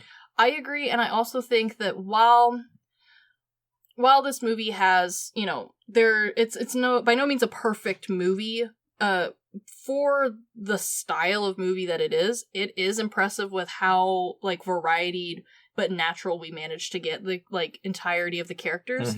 We have a little bit of everybody, but nobody feels over the top. Nobody feels like a caricature. Everyone feels very much like a random guy who would live in this town, and he happens to be dead. Same thing with, like, the ratio of guy to girl. Like, while it's not my favorite to have, like, a dude-heavy or a girl-heavy film, I like to have a nice dispersion. I would argue this is a nice dispersion. We don't have a huge cast of characters, and honestly, a lot of them die very quickly. Yeah. So, like, this feels like a natural balance. Everything feels well. It doesn't feel like we're targeting just the pretty women or just the stupid men or the brash men. Like, it feels like we're just killing because this is a fun movie to be watching. And I really enjoy that. I'm going to put this up there pretty high on my, like, list of things of, oh, you haven't seen it? We're watching that. Yeah, I agree. So, I guess at the end of it, Chris, good, bad, weird, how do you rate this? It's a little tricky because this movie touches on a lot of those aspects. I think for me it's just good and bad. And I say bad in, like, the fun sort of way. Yes. Like, this movie's gore is, while over the top in, like, creativity, it's not over the top in gore. I get from the 80s that, like, especially, like, a film like this made by who it is, it's over the top. But even by then standards, like, we see worse. We see a little bit more creative. Yeah. I like it. I like how accessible that this movie is as far as like a gore fest movie. Yeah. But it's by no mean like fountains of chocolate sauce. It's no Cannibal Holocaust either. It's no Cannibal Holocaust. I'm not swimming in blood. You know, it's no Carrie. Mhm. But at the same time, like, I do have fun with it. The death scenes are quick enough to be, you know, like, I'm not sitting there being forced to stare at the bloody heart for the whole movie, but I do get a good look. You know, like, it's a good balance, but it does have some problems. I have some problems with the plot. I have a few problems with the story. None of it's breaking. None of it's like, I'm never watching this again. But it does, like, after, like, the 5th time now that I've watched this, I feel like we could have maybe played with more, and maybe that's in the cut scenes. I don't know. Yeah, and that's the exact same thing for me. It's good, bad for me, because while I appreciate what it did, I think because of the death by 1,000 cuts, it does lose a lot of what I think would have really rocketed it to being a classic. I agree. But I have fun with it too. Like Hot Dog Ghost. It's a good time. Yeah. And even if you're not a like goofy sort of watcher like I am, like you're still gonna have a fun time watching this movie because like you do get some serious scenes out of it. There is some really good character dynamics, but there's also some like big questions like what's like where, what, why, and who is not fully answered. And I do think, especially now that we have the commentary available, the commentary does answer a lot of my questions, but that really shouldn't be the case. I shouldn't need to be told like what your plan was for the girl characters to like see the vision, you know? Yeah, no, I agree. It is lacking in some parts. But to be honest, I still like emphasize the good. Like this is a very good version. This is a very good movie. I do think that if like this had done a little bit better, we might have seen more from him. Maybe not more of exactly My Bloody Valentine, but more in the same genre, more of the same style. And I think we could have worked out a lot of those problems. Yeah. We would have had better idea of what the censors were going to say no to, so we could have worked around it better. Yeah. So, do you recommend this movie? To a slasher friend, yes. If you're just a general horror person, it's a maybe. You'll have a good time, but I know some people are really not for the gore, and this one's pretty in your face, especially with, like, the eyeball scene. But if you like gore, this is a great time. It's just not a bloody gore. Be aware of what you're going into. You're going to see a cooked woman and a lot of dead hearts. Yeah. I don't know. I appreciate this movie, and I think it is a select group that I would recommend this to. Sure. It's definitely not old slasher fans. I'd say it's... Or people who don't like old slasher movies. I'd say it's more geared towards the classics horror. I think if you're into the 80s styling of horror, this is going to be right up your alley. Not only is it set and like very much into that time period, it's got a lot of the vibes, it's got a lot of the character traits, but it's not reinventing anything. So I don't know if it's necessary. Well, it is an interesting twist. I will say it doesn't reinvent it, but it knows the rules and it's very smart in how it manipulates them. Yes. Oh, for sure. And I also think that if you're a slasher fan who hasn't really touched the 80s because you're not super into the genre, this one's pretty tame. I think you could get through it. Yeah, I agree. So now it has come to that time of the show. Yes. The 3 Degrees of Takashi Miike. So as those who know or who aren't familiar with it, this year we decided to do 3 degrees to get to Takashi Miike. Has to be a movie connection. Can't use the same connection, i.e. movie, actor, writer, director twice. As well, I will try to make the plot as thematic as if I can. Sure. So, as we already know, I've won, but... Yeah, well, we're playing for funsies now. Yeah. So, get ready for a full month of Takashi Miike next time. I went with Paul Keelman, who played TJ, who was in Gas with Donald Sutherland, who was in Setting Sun with Hideo Moruta, who was in Isola, Multiple Personality Girl with Miike as an actor. A movie about a woman who comes to help the 1995 Kobe earthquake survivors, but harbors a dangerous 13th personalities. Both movies involving a disaster, kind of multiple personalities. I'll take it. It's a stretch. I'm aware it's a little bit of a stretch. It's a stretch, but you've already won. I don't care anymore. But no. The natural disasters. Yeah, there are disasters. And a dangerous personality. That I will give you that, because one could argue that is part of this movie. Yeah. So, anywho, this is the Good, the Bad, and the Weird podcast. Thanks for listening. Peace.